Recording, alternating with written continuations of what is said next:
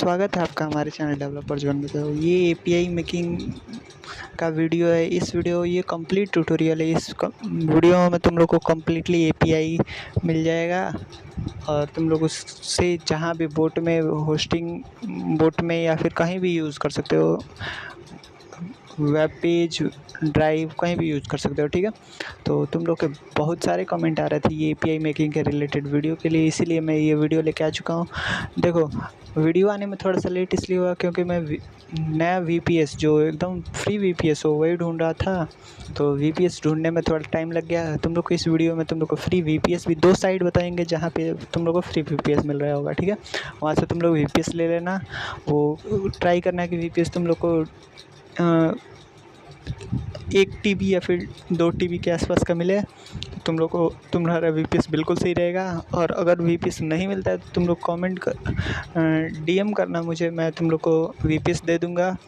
ठीक है, चलो फिर शुरू कर रहे हैं। सीधा चलते हैं अपने स्क्रीन पे। देखो, पिछली वीडियो में तुम लोग को एक वो एपीआई का वीडियो लाए थे, उसमें तुम लोग को जेसन फाइल दिए थे।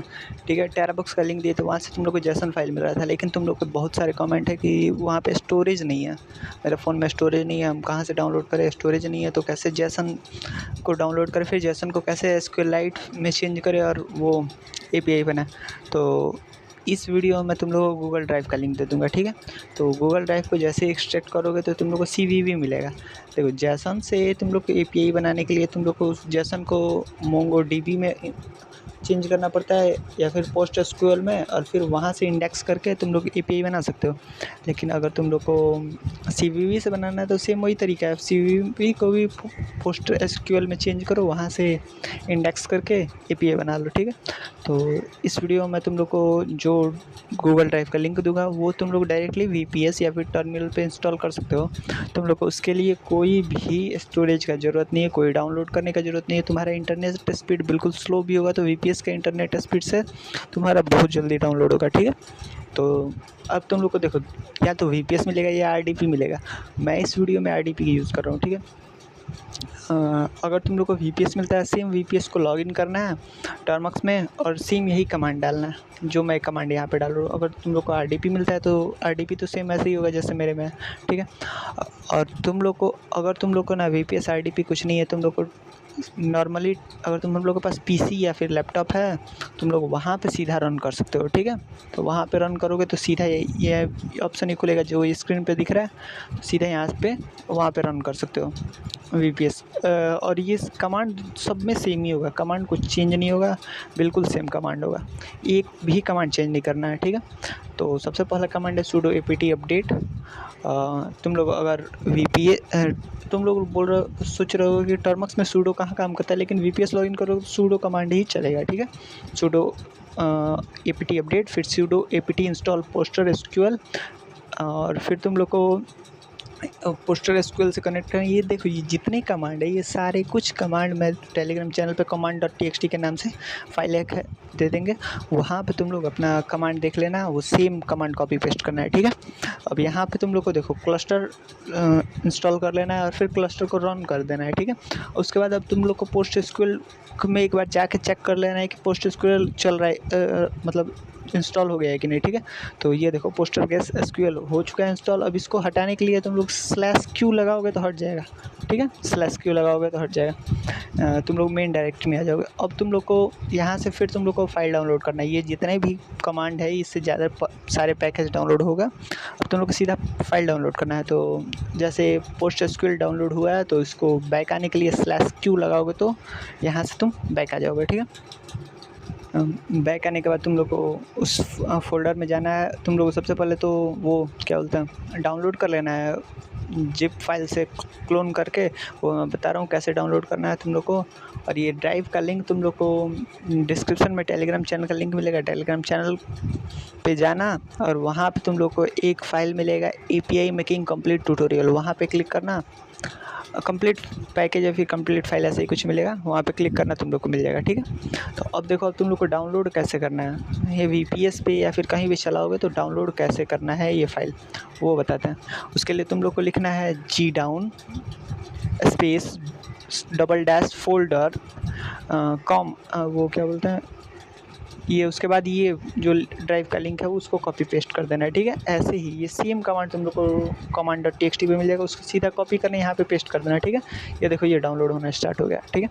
अब जैसे ही कंप्लीट डाउनलोड होता है उसके बाद मैं तुम लोग को बताता हूँ कि डाउनलोड होने के बाद इसको एक्सट्रैक्ट कैसे करना है। एक्सट्रैक्ट करने के लिए पासवर्ड में आएगा, ठीक है। पासवर्ड तुम लोग को या तो वहाँ पे मिल जाएगा, command.txt पे भी मिल जाएगा, और इसमें भी एक फ़ोल्डर है ये जो गूगल ड्राइव को तुम लोग का लिंक जो मिलेगा वो तुम लोगों को ड्राइव में ओपन करो, वहाँ पे भी मिलेगा password.txt। जैसे देखो कॉपी password.txt मिला है, ठीक है।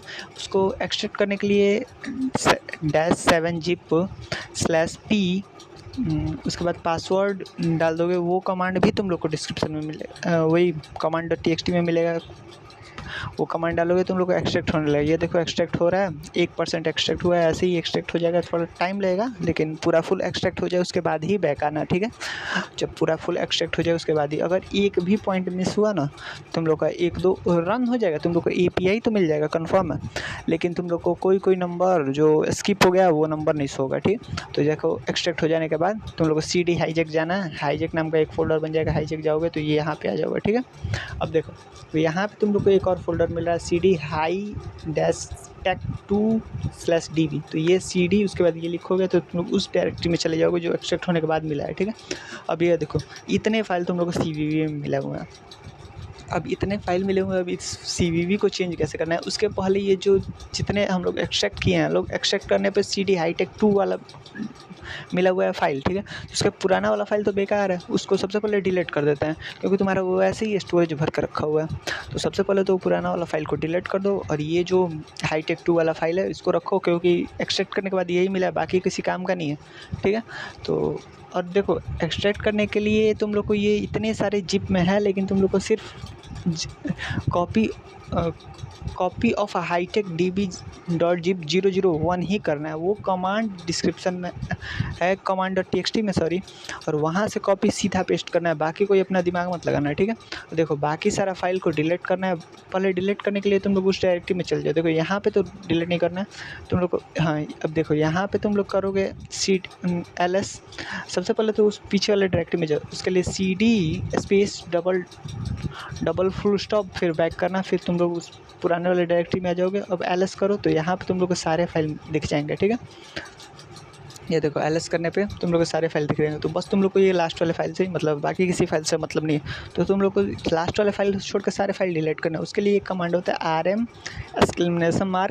कॉमा, उसके बाद वो जो भी फाइल तुमको लोग को रखना है वो रखो, और वो क्या बोलते हैं, और ब्रैकेट बंद करो और एंटर कर दो, ठीक है, हो जाएगा। लेकिन ये 1 सेकंड यहाँ पे तुम लोग इन्वर्टेड कॉमा नहीं लगाओ, ठीक है, हाईटेक पर। तो एक बार और रन कर लेते हैं, RM !, वो इन्वर्टेड कॉमा, देखो यहाँ पे RM bracket inverted comma HiTech2DB, फिर इन्वर्टेड कॉमा, फिर ये क्या बोलते हैं, ब्रैकेट ऑफ। ये देखो ये जैसे यहाँ पे लिखा हुआ है, ये करना और एंटर करना। तुम लोग को ये फाइल छोड़ के बाकी सारे फाइल डिलीट हो जाएंगे, ठीक है। तुम लोग का स्टोरेज भी खाली हो गया। वैसे स्टोरेज अगर भरा हुआ रहेगा तो हो सकता है VPS उड़ जाए, ज़्यादा लोड पड़े तो, इसलिए। अब देखो यहाँ पे ls करो, सिर्फ तुम लोग को एक ही फाइल मिल रहा है, ठीक है। अब तुम लोग को यहाँ से CVV ओपन करना है, तो उसके लिए फिर इस फाइल के अंदर जाओ, फिर लिखो तुम लोग CD HiTech2DB, सेम ही लिखना है। एक भी वर्ड इधर उधर करोगे तो फिर तुम लोग का नॉट फाउंड हो जाएगा फाइल। ये सेम वर्ड लिखना, तुम लोग उस फाइल में चले जाना। अब तुम लोग को CVV मिल गया। CVV को अब तुम लोग को सबसे पहले तो PostgreSQL में चेंज करना है। पहले टेबल बनाना है, टेबल में CVV फाइल को रखना है। ये देखो यहाँ पे मैं दिखा देता हूँ फाइल सिस्टम में तुम लोग को ये हाईचेक नाम का एक फ़ोल्डर है, हाईचेक नाम का, इसमें तुम लोग को एक ही फाइल है। पहले था ज़्यादा फाइल, अब एक ही फाइल है, ठीक है। तो चलो बैक कर लेते हैं सबसे पहले, और फिर अब तुम लोग को बताते हैं CVV को सबसे पहले तो एक टेबल बनाना है। टेबल में वो सारे CVV को रखना है, और वहाँ से इंडेक्सिंग करके किसी एक नंबर पे इंडेक्स बनाना, मोबाइल नंबर पे ही इंडेक्स बनाओगे। और फिर वहाँ से तुम लोग मोबाइल नंबर पे इंडेक्स बनाने के बाद चेंज कर लेना सारे CVV को, फिर डिलीट कर देना, और बस वहाँ से API बन जाएगा। तुम लोग को एक JSON बना लेना, वहाँ से API बन जाएगा, ठीक है। चलो सबसे पहले तो सीवीवी बनाने के लिए क्या करना है, उसके लिए तुम लोग सबसे पहले तो जाओ एलएस करो। ये देखो ये सारे यहाँ पे फाइल हैं, ये इतने सीवीवी हैं, ठीक है। अब इतने सीवीवी को तुम लोग को चेंज सबसे पहले इंपोर्ट करना है। इंपोर्ट कैसे करना है, इंपोर्ट करने के लिए बिल्कुल ईजी है।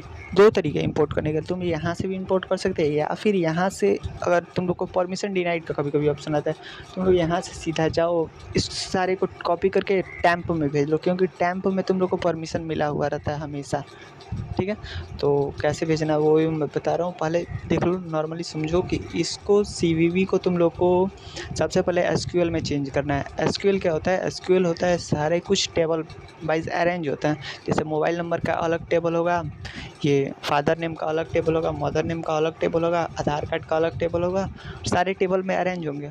अब तुम लोग टेबल में अरेंज करने के बाद तुम लोग ये मोबाइल नंबर पे इंडेक्स कर दोगे, तो फिर मोबाइल नंबर पे इंडेक्स करने के बाद तुम लोग वो मोबाइल नंबर सर्च करोगे एपीआई में, तो वो जाएगा मोबाइल नंबर पे इंडेक्स हुआ है तो मोबाइल नंबर ढूंढेगा कौन से लाइन में मोबाइल नंबर है और उस पूरे के पूरे लाइन को रो को प्रिंट करके तुम लोग को शो करा देगा जेसन में, समझे। ऐसे ही काम करता है। तो सबसे पहले एक टेबल बनाना पड़ेगा। टेबल बनाने के लिए तुम लोग को क्या करना है, ये देखो सबसे पहले तुम लोग चेक कर लो कि तुम लोग को कैसे फाइल मिले हुए हैं, मतलब कैसा इसमें सीवीवी में कैसा एक भी डाटा कैसा डाटा है, उसी के हिसाब से टेबल बनाओगे। क्योंकि मान लीजिए कि अगर सीवीवी में तुम लोग को ये मदर नेम का डाटा ही नहीं है, मदर नेम का तुम टेबल बना के बैठे हो, किसी फ़ायदा का नहीं है। तो उसके लिए तुम लोग को करना क्या है, तुम लोग को एक कमांड चलाना है, ठीक है। हेड्स डैश एन टू, दो लाइन प्रिंट करने के लिए टू phu4.cv, phu4 की जगह तुम लोग इसमें से किसी भी फाइल को चेक कर सकते हो, लेकिन phu4 छोटा है इसलिए मैं वो फाइल लिख दिया हूँ, ठीक है। एंटर करो। ये देखो यहाँ पे तुम लोग को मिल गया। अब यहाँ पे तुम लोग को पता चल गया कि एक मोबाइल नंबर का कॉलम है, एक नेम का कॉलम बनाना है, एक फादर नेम का, एक एड्रेस का, एक एलटी का, एक सर्कल का और एक आईडी का, ठीक है। तुम लोग को टोटल इतने कॉलम बनाने हैं।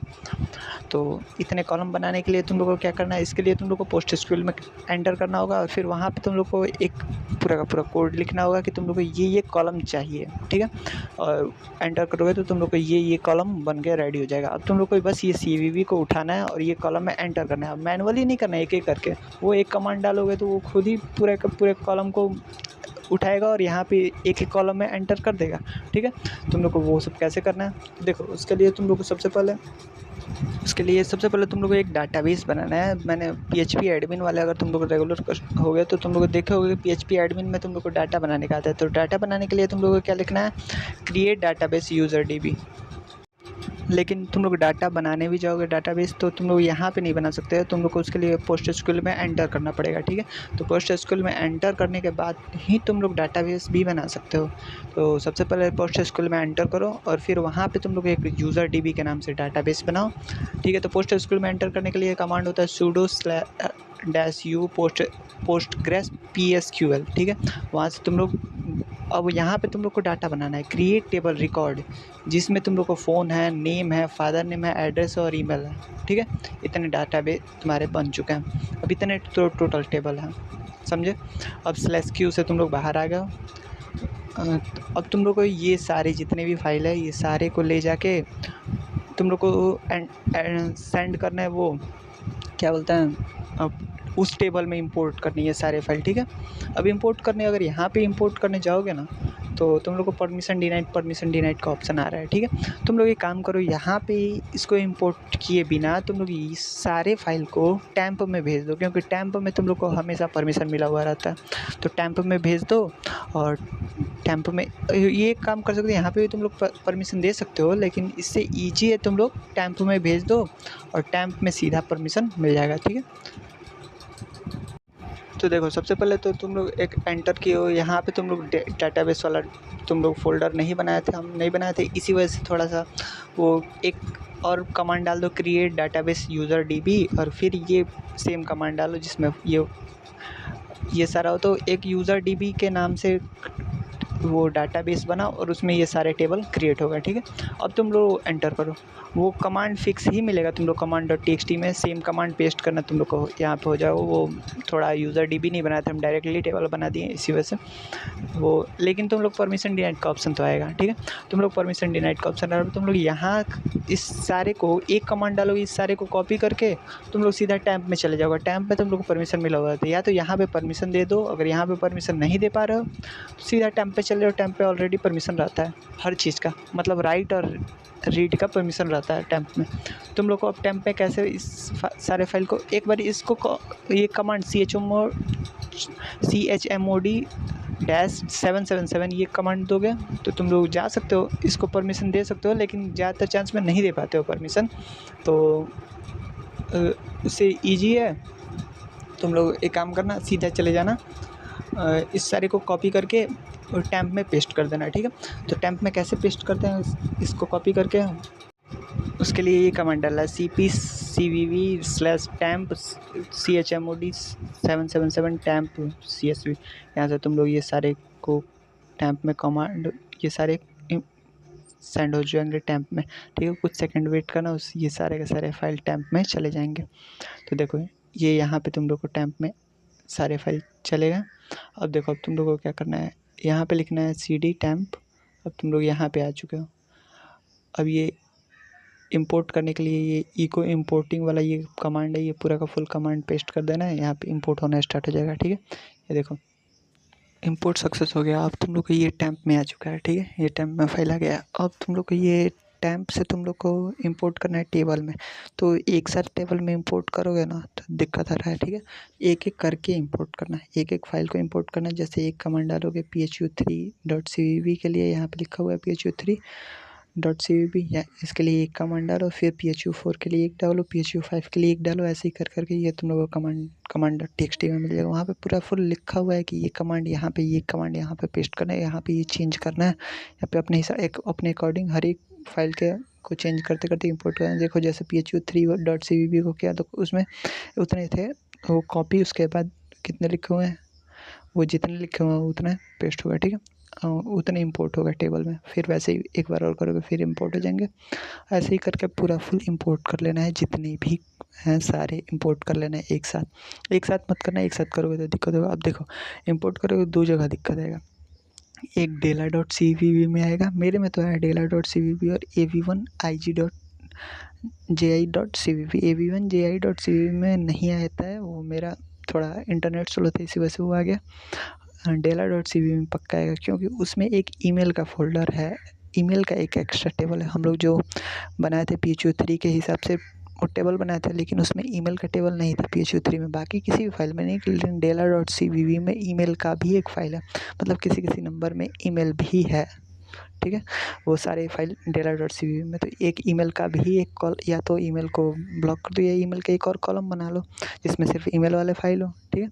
ईमेल का एक और कॉलम ही बना लो जिसमें ईमेल सारी ईमेल हो, वो भी तुम लोग को करना पड़ेगा, क्योंकि बाकी सारे फाइल में तो ईमेल नहीं है ना, लेकिन इसमें ईमेल है। तो ईमेल के जगह पूछ रहा है कि ईमेल के जगह ईमेल कहाँ डालें, ये एरर आता है, ठीक है। तो वो सॉल्व करने के लिए देखो जैसे यहाँ पे हम लोग dela.cvv डाले हैं तो ईमेल का एरर आ गया है, ठीक है। तो उसके लिए तुम लोग को क्या करना है, एक ईमेल बनाना पड़ेगा, ईमेल का कॉलम क्रिएट करना पड़ेगा। उसके लिए तुम लोग सबसे पहले PostgreSQL में जाओगे और फिर ईमेल का कॉलम क्रिएट कर लोगे, ठीक है। देखो मेरे में अलोक avgi में भी आया, तो avgi में भी अगर आ रहा है तो क्लस्टर एक बार रन कर लेना और फिर से इंपोर्ट करना, इंपोर्ट हो जाएगा, ठीक है। क्लस्टर रन करने के लिए वही है, pkg क्लस्टर वाला ऑप्शन डालोगे रन हो जाएगा, ठीक है, क्लस्टर। देखो सबसे पहले dela.cvv को सही करते हैं, फिर उसको सही करेंगे। तो उसके लिए ये command sudo PostgreSQL psql user DB के नाम से एक और फोल्डर बनाओ जिसमें ईमेल का हो, ठीक है। वो उसके लिए कोड डाल चुके हैं, वो कोड डाल दिया। देखो यहाँ पे लिखा हुआ है यूज़र DB क्रिएट अल्टर और रिकॉर्ड ऐड कॉलम ईमेल। देखो ये एंटर करने के बाद तुम लोग को ईमेल के कॉलम बन जाएंगे, ठीक है। अब तुम लोग सेम यही dela.cvv को रन करोगे तो वो इंपोर्ट हो जाएगा टेबल में। तो चलो और फिर अब सॉल्व करते हैं, वो क्या बोलते हैं avgi.cvv, उसके लिए तुम लोग को क्लस्टर रन करना पड़ेगा, ठीक है। क्लस्टर का ये देखो यहाँ पे dealer.cvv कम्प्लीटली हो चुका है। अब तुम लोग को क्लस्टर रन करना है। क्लस्टर रन करने के लिए तुम लोग को एक नॉर्मली एक कमांड डालना है, वही pkg क्लस्टर 14 मेन स्टार्ट और क्लस्टर ऑलरेडी रनिंग, फिर सिम अपलोड करना, वो अपलोड हो जाए। ये avgi1.cvv भी हो जाएगा चेंज, ठीक है। अब ये चेंज होने के बाद तुम लोग को इंपोर्ट तो हो चुका है।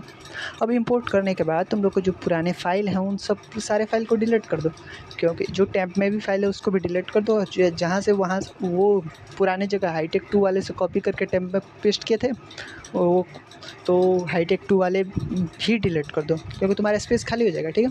तो डिलीट करने के लिए तुम लोग को क्या करना है, देखो डिलीट करने के लिए वही rm/rf temp cvv ये करोगे, cvv से रिलेटेड जितने भी फाइल है वो सारे डिलीट हो गए हैं, ठीक है। अब तुम लोग को cvv से बैक जाना है, फिर यहाँ पे हाईजैक वाले फोल्डर में आ जाना है। बैक जाने के लिए cd space double full stop enter, back चले जाओगे cd हाईजैक। अब हाईजैक वाले फोल्डर में आ गए, फिर ls करो। फिर तुम लोग को ये हाईटेक 2 DVV वाले आएंगे, तो इस फोल्डर में जाओ और इस फोल्डर के भी सारे CVV को डिलीट मार दो, ठीक है।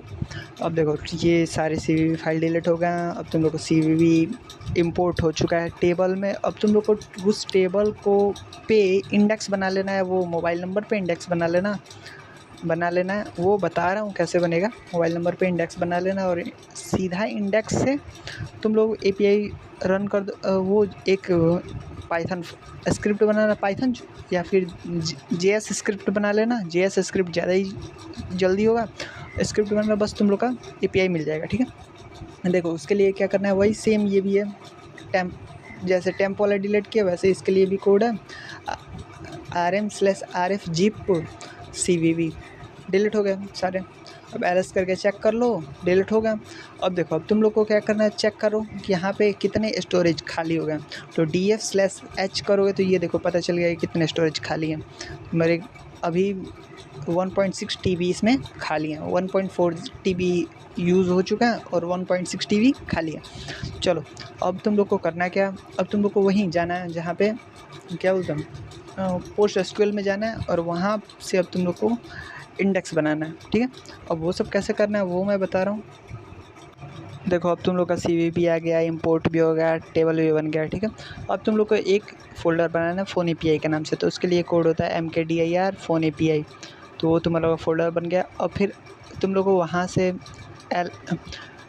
से अब तुम लोग को एक nmp फाइल क्रिएट करना है, ठीक है। फ़ोल्डर बन गया। अब तुम लोग को उसके लिए कोड डालो, ये curl fsl फिर node source.com, ये तुम लोग को मिल जाएगा command.txt में, उसको पेस्ट करो, ये तुम लोग का इंस्टॉल होने लगेगा, ठीक है। इंस्टॉल हो जाने के बाद वेट करना कुछ सेकंड, इंस्टॉल हो जाएगा। फिर इंस्टॉल होने के बाद तुम लोग को एक स्क्रिप्ट मिलेगा, JS स्क्रिप्ट, ठीक है। वो तुम लोग को ये यहाँ पे चला देना है, ठीक है। सबसे पहले वो अब तुम लोग यहाँ पे देखो nmp intel.y क्लिक करोगे, ये देखो यहाँ पे ये जेसन मिल चुका है। ऐसे तुम लोग को रिस्पांस इस टाइप का रिस्पांस मिलेगा। उसमें क्या मिलेगा, नॉन वर्जन इंडेक्स ऐसे मिलेगा, ठीक है। अब तुम लोग को nmp install express.org करना है।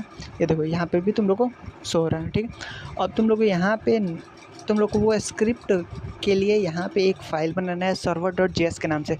उस फोल्डर में जो अभी तुम एक फ़ोल्डर बनाया हो ना, क्या बोलते हैं फ़ोन API के नाम से mkdir फ़ोन API लिखोगे तो फोल्डर बन जाएगा, ठीक है। उस फोल्डर में जाने के लिए cd फ़ोन API करोगे तो उस फोल्डर में चलेगा, ठीक है। अब वहाँ पे ये सारे कमांड चलाने हैं। और तुम लोग यहाँ पे अब एक नैनो नाम का इंस्टॉल करना है फाइल, ठीक है। अगर तुम लोग ऐसे ही nano server.js लिखोगे, अगर तुम लोग का खुल गया तो ठीक है, अगर नहीं खुला नॉट फाउंड आ रहा है, तुम लोग को नैनो नाम का एक पैकेज इंस्टॉल करना पड़ेगा, ठीक है।